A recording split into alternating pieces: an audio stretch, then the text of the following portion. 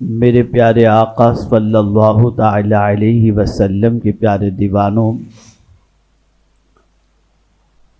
آپ اچھی طریقے سے اس بات سے واقف ہیں کہ اس وقت پوری دنیا میں ایک بڑی تعداد انسانوں کی اور اس میں بھی خاص طور پر مسلمانوں کی بہت ساری تکلیفوں کے اندر گرفتار ہے۔ عام طور پر تکلیف اور مصیبت میں گرفتار مسلمانوں کو دیکھ کر کبھی کبھی انسان یہ کہنے پر آمادہ ہوتا ہے کہ شاید اللہ عز و جل ان سے ناراض ہے، اس لیے انہیں مصیبتوں میں گرفتار کیا اور یہ تکلیفوں کی وادیوں سے گزر رہے ہیں۔ ہم میں کہ بہت سارے لوگوں کے سامنے ایسے افراد آتے ہیں جو کئی مصیبتوں میں گرفتار ہوتے ہیں۔ وہ مسلمان ہوتے ہیں، نیک نمازی بھی ہوتے ہیں، پرہیزگار بھی ہوتے ہیں، گناہوں سے بچنے والے بھی ہوتے ہیں، لیکن انہیں مصیبت آتی ہے۔ اور بہت سارے عبادت گزار مسلمان مصیبتوں کی وجہ سے یہ کہتے نظر آتے ہیں کہ یار جو لوگ گناہ کرتے ہیں وہ بڑے مزے میں ہیں، ہم لوگ سیدھے راستے پر چل رہے ہیں تو مصیبتیں ہمارے دروازے پر دستک دیتی ہیں۔ آج آپ کو حیرت ہوگی کہ میری گفتگو کا موضوع کیا ہے۔ یہ سن کر میری گفتگو کا موضوع ہے مصیبت بھی اللہ کی بہت بڑی نعمت ہے۔ مصیبت بھی اللہ کی بہت بڑی نعمت ہے۔ اللہ ہر کسی پر مصیبت نہیں نازل کرتا۔ اگر آپ کے سامنے میں بخاری شریف کی ایک حدیث مبارکہ رکھوں تو آپ کی عقل دنگ رہ جائے گی، اور پھر رسول گرامی وقار صلی اللہ علیہ وسلم سے لے کر صحابہ کرام علیہم الرضوان تک، اور صحابہ کرام علیہم الرضوان کے بعد سے لے کر آج تک اولیاء کرام اور دینداروں کی زندگی کو دیکھنے کے بعد آپ یہ محسوس کریں گے کہ کیا اللہ عز و جل ان سے ناراض ہے، یا مصیبتیں اللہ نے اس لیے دی ہیں تاکہ اللہ عز و جل ان سے بھلائی کا ارادہ فرماتا ہے۔ میں کوئی اور کتاب کی حدیث نہیں، میں بخاری شریف کی حدیث آپ کی سماعتوں کے حوالے کرتا ہوں تاکہ آپ محسوس کر سکیں کہ اللہ کس پر مصیبتیں نازل کرتا ہے اور کس کو مصیبتوں میں گرفتار کرتا ہے۔ بخاری شریف کی حدیث رسول اعظم صلی اللہ علیہ وسلم نے ارشاد فرمایا من یرید اللہ بہ خیرا یصب منہ او کما قال، اللہ عز و جل جس بندے سے بھلائی کا ارادہ کرتا ہے اس کو مصیبتوں میں گرفتار کر دیتا ہے۔ جب پروردگار کسی بندے سے بھلائی کا ارادہ کرے تو اللہ اس بندے پر مصیبتیں نازل کرتا ہے، تکلیفیں نازل کرتا ہے۔ آپ ذرا سوچو آخر مصیبتوں میں کون سی نعمتیں چھپی ہوئی ہیں اور مصیبتوں میں کون سی راحتیں چھپی ہوئی ہیں۔ اللہ اکبر۔ مسلم شریف کی حدیث ہے، آقا کریم صلی اللہ تعالی علیہ وسلم ارشاد فرماتے ہیں جو لوگ دنیا کے اندر مصیبتوں میں گرفتار رہے، پریشانیوں میں گرفتار رہے، تکلیفوں میں گرفتار رہے، کبھی مرض کے اندر گرفتار رہے، کبھی مالی تنگی میں گرفتار رہے، کبھی موت کی وادیوں سے گزرتے رہے، کبھی ان کے بچوں کی تکلیف کی وجہ سے وہ گرفتار رہے، ان ساری تکلیفوں کے عوض کے اندر ایک وقت آتا ہے بندہ اس دنیا سے چلا جاتا ہے۔ آقا کریم صلی اللہ علیہ وسلم فرماتے ہیں قیامت کے دن اس مصیبت میں گرفتار بندے کو اللہ عز و جل ایک درخت کے نیچے جگہ عطا فرمائے گا جس درخت کا نام ہے شجرۃ البلوہ، مصیبتوں کا درخت۔ اللہ اکبر۔ اس درخت کے نیچے وہ بندے وہاں موجود ہوں گے اور اللہ عز و جل ان پر اتنی انعام و اکرام کی بارشیں نازل کرے گا کہ جو لوگ دنیا کے اندر آرام سے زندگی گزارتے تھے وہ سوچیں گے اور وہ غور کریں گے کہ کاش کہ دنیا کے اندر ہمارے وجود کو کینچیوں سے کاٹا جاتا اور تکلیف کی وادیوں سے گزارا جاتا تو آج ہم بھی اس درخت کے سائے میں رہ کر کے اللہ کی نعمتوں کے مزے حاصل کرتے. مصیبتیں توڑنے کے لیے نہیں آتی، مصیبتیں خدا سے جوڑنے کے لیے آتی ہیں. میں آپ کو ایک بات سناؤں تو آپ کی عقل دنگ رہ جائے گی. دونوں کے درمیان مکالمہ ہوتا ہے. بیماری اور دنیا دونوں آپس میں بات کرتے ہیں. دنیا بیماری سے کہتی ہے اے بیماری تجھ سے لوگ محبت نہیں کرتے، لیکن میرا حال یہ ہے کہ مجھے پانے کے لیے دنیا گھر چھوڑ دیتی ہے، لوگ آرام چھوڑ دیتے ہیں، اور میری اتنی کشش ہے کہ لوگ مجھے پانے کے لیے ہر قسم کی محنت و مشقت کرتے ہیں. تو بیماری کہتی ہے بالکل تو صحیح کہہ رہا ہے، اے دنیا تو صحیح کہہ رہی ہے، تیری محبت لوگوں کے دلوں میں ہے، تجھے پانے کے لیے ہر ایک محنت و مشقت کرتا ہے، لیکن میں تو ایسی کم نصیب ہوں کہ مجھ سے لوگ پناہ مانگتے ہیں کہ میں کسی کو میسر نہ ہو جاؤں. تو دنیا جواب میں کہتی ہے نہیں تو کم نصیب نہیں ہے، تو خوش نصیب ہے. کہ میں کیسے خوش نصیب ہوں، مجھے تو لوگ پانے کی تمنا ہی نہیں رکھتے. بھلا کون دنیا میں ایسا ہے جو بیماری سے محبت کرے؟ لیکن تو خوش نصیب ہے کہ اے دنیا تجھے لوگ چاہتے ہیں، تجھے پانے کی کوشش کرتے ہیں اور مجھ سے پناہ مانگتے ہیں. تو دنیا کہتی ہے نہیں تو خوش نصیب ہے. کہا کیسے؟ اب جملہ یاد رکھیے گا، ہمیشہ کے لیے کام آئے گا. دنیا بیماری سے کہتی ہے اے بیماری تو خوش نصیب ہے، میں کم نصیب ہوں. میں ایسی چیز ہوں کہ جس کو مل جاؤں اسے خدا سے دور کر دیتی ہوں، اور تو ایسی خوش نصیب ہے کہ تو جسے لگ جائے اس کو خدا کا قرب نصیب ہو جاتا ہے. آپ دیکھیں یہ دنیا بیماری سے کہہ رہی ہے اور بیماری دنیا سے کہہ رہی ہے.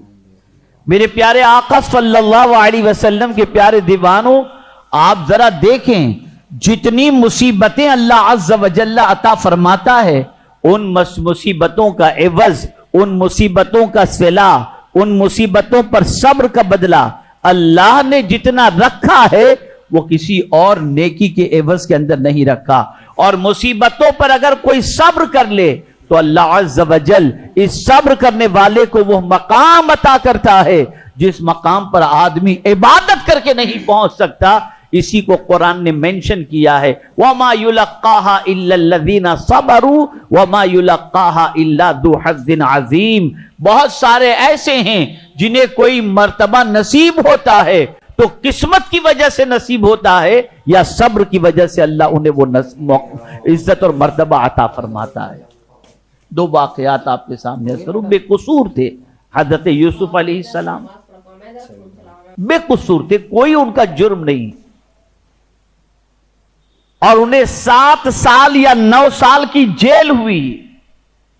انوسنٹ، بالکل بے قصور، قید و بند کی صعوبتیں برداشت کر رہے ہیں، لیکن ایک حرف شکوہ اپنی زبان پر نہیں کہ میں جسے قرآن نے صدیق بھی کہا، یوسف ایھا الصدیق، ایسے سچے، لیکن بے گناہ تھے.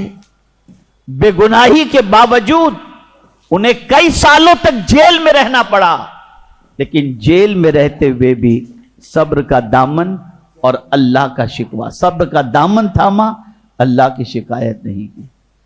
تو اب یہ مصیبت نعمت بن کر کے آ گئی. سیدھا جب قید سے رہائی ملی تو وہی یوسف جو 7 یا 9 سال تک قید میں تھے، قید سے چھٹتے ہی فوراً مصر کے تخت پر جا کر کے اللہ نے انہیں بٹھا دیا. حضرت بلال کو دیکھو، مکے کی گلیوں کے اندر گھسیٹے جاتے تھے، مکے کے اندر ان سے کہا جاتا کہ تم اللہ کو ماننا چھوڑ دو ورنہ تمہیں ایسی سزا دی جائے گی کہ تم زندہ رہو گے تو تڑپتے تڑپتے زندہ رہو گے۔ کیا جرم تھا حضرت بلال رضی اللہ تعالیٰ عنہ کا؟ بس ایک ہی جرم تھا، وہ اللہ کو ایک مانتے تھے اور حضور صلی اللہ علیہ وسلم کی غلامی کا دم بھرتے تھے۔ لیکن اس کے عوض کے اندر حضرت بلال رضی اللہ المولا تبارک و تعالی عنہ کو گرم ریت پر گھسیٹا جاتا، انگاروں پر لٹایا جاتا۔ آج میں آپ سے پوچھنا چاہتا ہوں، دنیا کی تھوڑی سی مصیبت کے عوض کے اندر تھوڑی سی روزی میں تنگی آ گئی تو آدمی ڈرگ سپلائی کرنا شروع کر دیتا ہے، حرام کاروبار کی طرف چلا جاتا ہے، سودی کاروبار کی طرف چلا جاتا ہے اور کہتا ہے میرا گزارا کیسے ہوگا، اور آدمی حرام راستہ اختیار کر لیتا ہے۔ میں پوچھنا چاہتا ہوں، حضرت بلال رضی اللہ المولا تبارک و تعالی عنہ کو گرم ریت پر گھسیٹا جا رہا تھا اور ان سے کہا جا رہا تھا ایک اللہ کو ماننا چھوڑ دو، دامن محمد صلی اللہ علیہ وسلم چھوڑ دو ورنہ تم زندہ تو رہو گے لیکن تڑپ تڑپ کر کے تمہیں زندگی گزارنی پڑے گی۔ حضرت بلال نے مصیبت برداشت کی اور گرم ریت پر اور انگاروں پر بھی کہتے رہے احد احد احد، میرا اللہ ایک ہے، میرا اللہ ایک ہے، میرا اللہ ایک ہے۔ آپ ذرا سوچیں، بظاہر انسان یہ سوچتا ہے جیسا کہ آج کے دور میں بھی مسلمان سوچتے ہیں۔ ابھی تازہ ترین واقعہ میں بتاؤں، میں بھروچ میں تھا، مجھ سے ایک ہماری تحریک کے ذمہ دار نے، ہم لوگ بیٹھے ہوئے تھے، ایک نوجوان بیٹھا ہوا تھا جو کہہ رہا تھا کہ میرے لیے دعا کریں کہ اللہ عز و جل کوئی اچھی لڑکی عطا کر دے۔ تو میں نے کہا یار تم پڑھے لکھے ہو، تم کو لڑکی کیوں نہیں مل رہی؟ تو ہمارے ساتھی نے جواب دیا کہ حضرت اس کی وجہ سے ایک بہت اچھی دیندار فیملی کے اندر بھی جب رشتے کی بات کی گئی تو لڑکی کہتی ہے میں شادی تو کر لیتی اس سے لیکن اس کے چہرے پہ داڑھی ہے۔ یہ حال ہے ہمارا، اور اسے دیکھ کر آدمی سوچتا ہے کہ دین سے رابطہ کم کر دو، دین سے تعلق کم کر دو، ورنہ بہت ساری مصیبتیں آئیں گی، بہت ساری تکلیفیں آئیں گی۔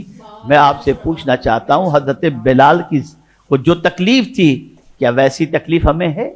نہیں، لیکن بلال جانتے تھے کہ آج یہ مصیبت ہے کل یہ راحت میں تبدیل ہوگی، اور حضرت بلال رضی اللہ تعالی عنہ نے برداشت کیا، صبر کیا، مصیبتوں کو جھیلا، تو کوئی انہیں آزاد کرانے والا ہو یا نہ ہو، مدینے کے تاجدار ارواحنا فدا صلی اللہ علیہ وسلم حضرت بلال کو اس کے آقا سے آزاد کرانے کے لیے صدیق اکبر کے شریک بن گئے، اور صدیق اکبر رضی اللہ تعالی عنہ نے حضرت بلال کو آزاد کرایا، اور وہی بلال جو مکے کے اندر گرم ریت پر گھسیٹے جاتے تھے، اللہ نے وہ عزت عطا کی کہ قیامت تک ہر ماں یہ چاہے گی کہ میرے بیٹے کا بھی نام اللہ بلال رکھنے کی مجھے توفیق عطا فرمائے۔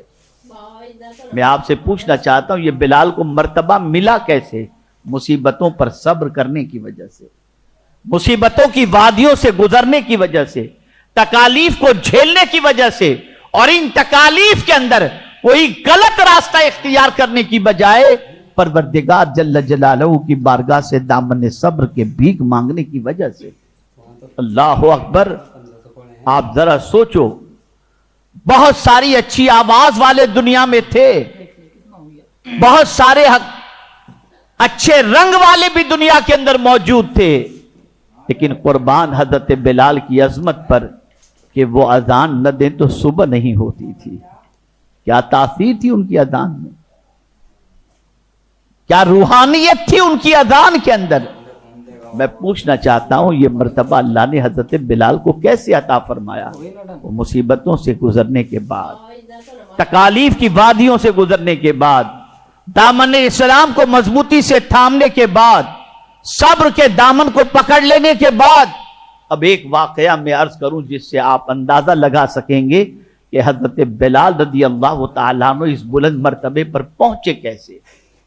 صبر تو کیا انہوں نے، اور بلندی کتنی عطا فرمائی. اللہ اکبر.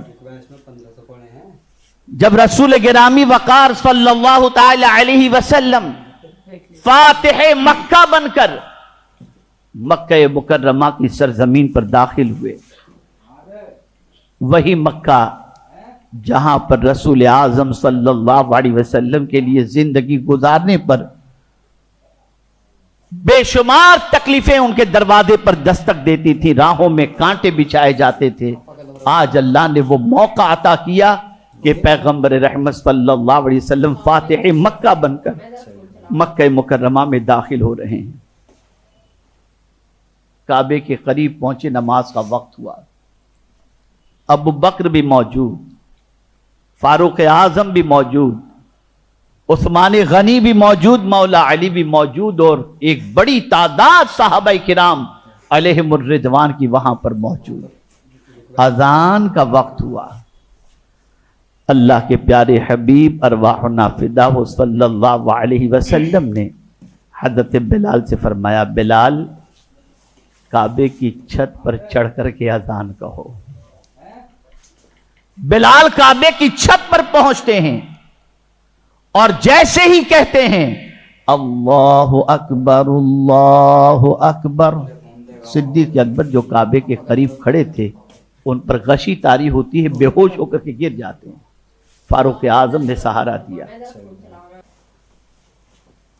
سیدنا بلال اذان کہتے جا رہے ہیں، کلمات پڑھتے جا رہے ہیں، اور صدیق اکبر رضی اللہ تعالیٰ عنہ بے ہوش پڑے ہوئے.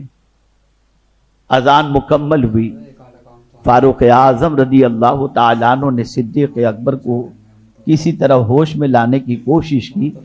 جب ہوش میں آ گئے، اب سنیے فاروق اعظم نے کیا پوچھا. عرض کرتے ہیں ابو بکر، اذان تو پہلی بار تم نے بلال سے نہیں سنی. بلال تو اس سے پہلے بھی اذان کہتے تھے، لیکن آج بلال کی اذان سن کر تم پر غشی کیسے طاری ہو گئی؟ تم بے ہوش کیوں ہو گئے؟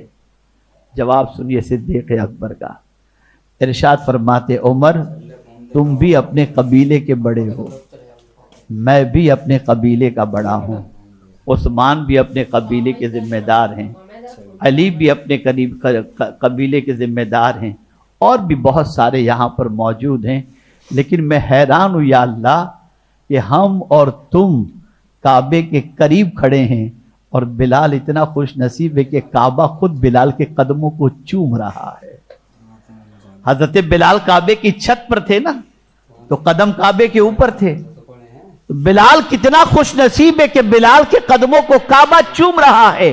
اے ابو بکر، یہ مرتبہ بلال کو اللہ نے اس لیے عطا کیا کہ بلال نے مصیبتوں پر صبر کیا اور مصطفیٰ پیارے کی محبت سے اپنے دل کو منور و مجلہ کر دیا. یہ وہی بلال ہے کل تک مکے کی گلیوں میں گھسیٹے جا رہے تھے، لیکن آج وہی بلال ہے کہ ہم اور تم کعبے کے قریب کھڑے ہیں اور بلال کعبے کی چھت پر چڑھ کر کے اذان کہتا ہوا نظر آ رہا ہے. یہ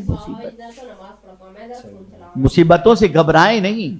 قرآن نے واضح طور پر کہا ہے، جس کی تلاوت کا شرف میں نے حاصل کیا، ما اصاب من مصیبت الا باذن اللہ. جو مصیبت بھی تمہیں پہنچتی ہے وہ اللہ کے حکم سے پہنچتی ہے. اللہ نہ چاہتا تو مصیبت نہ آتی، اس کا حکم تھا اس مصیبت کے پہنچنے میں، وہ مصیبتیں پہنچی. اب آگے اللہ ارشاد فرماتے وَمَن يُؤْمِن بِاللَّهِ يَهْدِ قَلْبَهُ، جو اللہ پر ایمان لایا اللہ عز و جل اس کے دل کو ہدایت عطا فرما دے گا. یعنی اس مصیبت سے نکلنے کا راستہ اللہ اس بندے کو عطا کر دے گا جو اللہ پر کامل ایمان رکھتا. میرے پیارے آقا صلی اللہ تعالی علیہ وسلم کے پیارے دیوانوں، اس لیے ہمیشہ کے لیے یہ بات ذہن میں محفوظ کر لیں کہ مصیبتیں، جملہ یاد رکھیے گا، مصیبتیں توڑنے کے لیے نہیں آتی، اللہ سے جوڑنے کے لیے آتی ہیں. تو مصیبتوں سے گھبرانا نہیں چاہیے، اللہ سے صبر، اور یہ بھی نہیں کہ اللہ سے مصیبتیں مانگیں تاکہ درجہ بلند ہو. نہیں، حضور نے فرمایا اللہ سے عافیت کا سوال کرو، عافیت مانگو اللہ سے. اور اگر اللہ نے مصیبت لکھ دی ہے اور آ جائے تو شور نہ بچاؤ، اللہ کا شکوہ نہ کرو، صبر کرو، اور کوئی ایسا راستہ اختیار نہ کرو اس مصیبت سے نکلنے کے لیے جو ناجائز ہو، جو حرام ہو، جو اللہ کا ناپسندیدہ ہو۔ ایسا راستہ مصیبت سے نکلنے کے لیے مت کرنا۔ اگر تم صبر کرو گے تو اللہ تعالیٰ مصیبتوں سے نکلنے کا راستہ بھی تمہیں عطا فرما دے گا۔ اور مصیبتیں اس لیے آتی ہیں کہ تم ان مصیبتوں سے صبر کر کے گزر جاؤ گے تو اللہ تعالیٰ تمہیں وہ نعمت عطا کرے گا جو عبادت کرنے والوں کو بھی میسر نہیں۔ اور حدیث مبارکہ کی یہ الفاظ جو ایک مصیبت زدوں کے سلسلے میں تشفی اور تسلی کا کام انجام دیتے ہیں کہ پیغمبر رحمت صلی اللہ علیہ وسلم نے فرمایا من یرید اللہ بہ خیرا یصب منہ، اللہ جس بندے سے بھلائی کا ارادہ کرتا ہے اس کو مصیبتیں پہنچاتا ہے۔ اب دیکھیں دو چیزیں عرض کر دوں۔ اللہ والوں کا حال یہ تھا کہ نعمتیں ملتی تھی تو انہیں اتنی خوشی نہیں ہوتی تھی، لیکن تکلیفیں آتی تھی تو انہیں خوشی ہوتی تھی۔ توجہ چاہوں گا، اللہ والوں کو نعمتیں ملتی تھیں تو اتنے خوش نہیں ہوتے تھے، تکلیفیں آتی تھیں تو بہت خوش ہوتے تھے۔ ان سے پوچھا گیا حضرت تکلیفوں میں آپ اتنے خوش کیوں ہوتے ہیں؟ تو جواب دیتے ہیں نعمتوں کا طلب کرنا یہ تو ہماری بھی خواہش ہے نا کہ اللہ ہمیں نعمتیں عطا فرمائے، لیکن ہماری طلب تو یہ نہیں ہے کہ اللہ ہم کو مصیبت عطا فرمائے۔ مصیبت تو صرف اللہ کے چاہے ہی سے آتی ہے، تو ہم اس بات پر خوش ہیں کہ جو اللہ نے چاہا وہ ہمیں نصیب ہو رہا ہے، جو اللہ نے چاہا وہ ہمیں نصیب ہو رہا ہے۔ اے رسول اعظم صلی اللہ علیہ وسلم کے دیوانوں، سرکار صلی اللہ علیہ وسلم نے فرمایا جب کبھی مصیبت تمہارے دروازے پر دستک دے تو انا للہ و انا الیہ راجعون پڑھا کرو۔ انشاءاللہ العظیم رب قدیر جل جلالہ اس کلمے کے عوض میں، اس جملے کے عوض کے اندر تمہاری مصیبتوں کو دور بھی فرمائے گا اور تمہیں پروردگار اجر سے مالا مال بھی فرمائے گا۔ اللہ رب العزت جل جلالہ آقا کریم صلی اللہ علیہ وسلم کے صدقہ و طفیل ہم سب کو دامن صبر تھامنے کی توفیق نصیب فرمائے، اور پروردگار دنیا میں بھی ہمیں عافیت اور آخرت میں بھی ہمیں عافیت عطا فرمائے، اور پروردگار سب پر کرم کی نظر فرمائے اور سب کی مصیبتوں کو دور فرمائے۔